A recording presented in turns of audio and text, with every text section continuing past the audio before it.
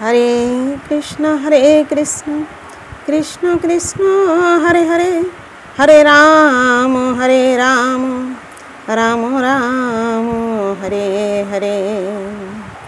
गुरु ब्रह्मा गुरु विष्णु गुरुदेव महेश्वर, गुरु साक्षात् परम ब्रह्म तस्मै श्री गुरवे नमः।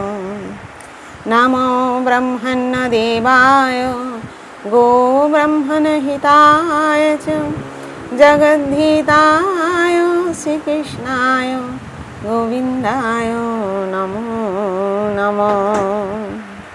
जय गुरुदेव, जय राधे जय राधे। শ্রী গুরুদেবের আজ্ঞা অনুসারে কেবল সে ভোজন করে এবং যদি কোনোদিন গুরুদেব তাকে ভোজনে না ডাকেন তাহলে সেই দিন সে উপবাসী থাকে। এগুলি ব্রহ্মচর্য ব্রতের কয়েকটি বৈদিক সিদ্ধান্ত।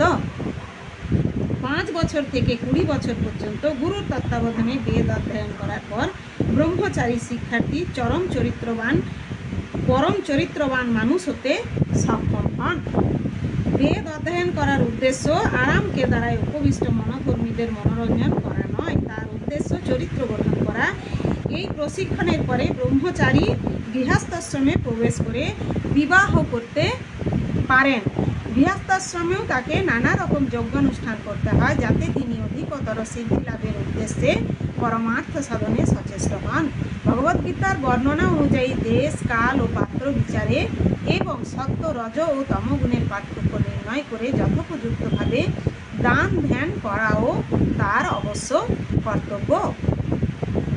তারপর গৃহস্থাশ্রম থেকে নিবৃত্ত হয়ে বানপ্রস্থ আশ্রম অবলম্বন পূর্বক বনবাসী হয়ে কলকল ধারণ করে গৌরকর্ম পরিহার করে তাকে নানা রকম তপশ্চর্যার অনুশীলন করতে হয়। এইভাবে ব্রহ্মচর্য, গার্হস্থ, বানপ্রস্থ এবং সবশেষে সন্ন্যাস আশ্রমের বিধিবিধান পালন পূর্বক তাকে জীবনের পরম সিদ্ধির স্তরে উন্নীত হতে হয়।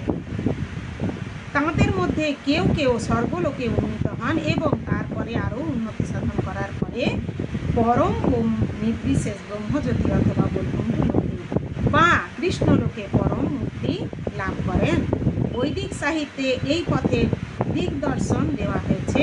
তবে কৃষ্ণ ভাবনামৃতের সৌন্দর্য হলো এই যে কেবল ভগবানকে ভক্তি করার একটি মাত্র সাধনার মাধ্যমেই সমস্ত আশ্রম এবং বৈদিক কর্মকাণ্ডের সমস্ত আচার অনুষ্ঠান অতিক্রম করা যায়। ইদং বিদিত্তা শব্দ দুটির দ্বারা বোঝানো হয়েছে যে ভগবদ্গীতার এই অধ্যায়ে ও সপ্তম অধ্যায়ে শ্রীকৃষ্ণ প্রদত্ত উপদেশ বোঝা উচিত। পুঁথিগত বিদ্যা বা জল্পনা কল্পনার মাধ্যমে বুঝবার চেষ্টা না করে ভক্ত সঙ্গে তা শ্রবণের মাধ্যমে হৃদয়ঙ্গম করার চেষ্টা করা উচিত। সপ্তম থেকে শুরু করে দ্বাদশ পর্যন্ত অধ্যায়গুলি ভগবদ্গীতার সারমর্ম। প্রথম 6টি অধ্যায় এবং শেষের 6টি অধ্যায় যেন মাঝের 6টি অধ্যায়কে আবৃত করে রেখেছে। যদি কোনো ভাগ্যবান ভক্ত সঙ্গে ভগবদ্গীতার বিশেষ করে মাঝখানের এই 6টি অধ্যায়ের তত্ত্ব তা যথার্থভাবে হৃদয়ঙ্গম করতে পারেন তাহলে তার জীবন সমস্ত তপ, যজ্ঞ, দান, ধ্যান, মনোধর্ম আদির ঊর্ধ্বে দিব্য কীর্তির দ্বারা গৌরবান্বিত হয়। কেননা শুধুমাত্র কৃষ্ণ ভাবনার মাধ্যমে তিনি এই সব রকম কর্মের সুফল অর্জন করতে পারেন। ভগবদ্গীতার প্রতি যার কিছুমাত্র বিশ্বাস আছে তার কোনো কৃষ্ণ ভক্তের কাছ থেকেই ভগবদ্গীতার শিক্ষা গ্রহণ করা উচিত। কারণ 4th অধ্যায়ের প্রারম্ভে স্পষ্টভাবে বলা হয়েছে যে ভগবদ্গীতার তত্ত্বজ্ঞান কেবল ভক্তরাই উপলব্ধি করতে পারেন, অন্য কেউই যথাযথভাবে ভগবদ্গীতার উদ্দেশ্য বুঝতে পারেন না।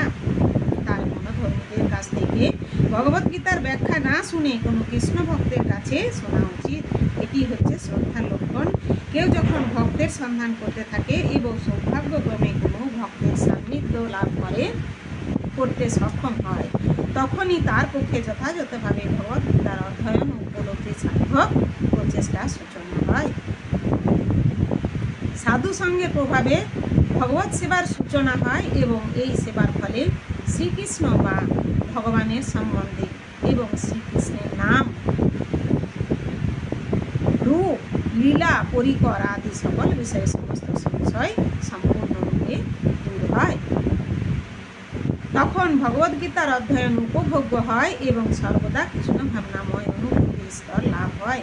আরও উন্নত স্তরে শ্রীকৃষ্ণের প্রতি পূর্ণ প্রেমানুরাগের উদয় হয়।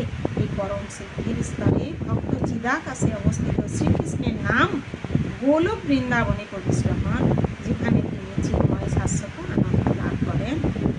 ইতি পরম তত্ত্ব লাভ বিষয়ক অক্ষর ব্রহ্মযোগ নামক শ্রীমদ্ ভাগবত গীতার অষ্টম অধ্যায়ের ভক্তি বেদান্ত তাৎপর্য সমাপ্ত।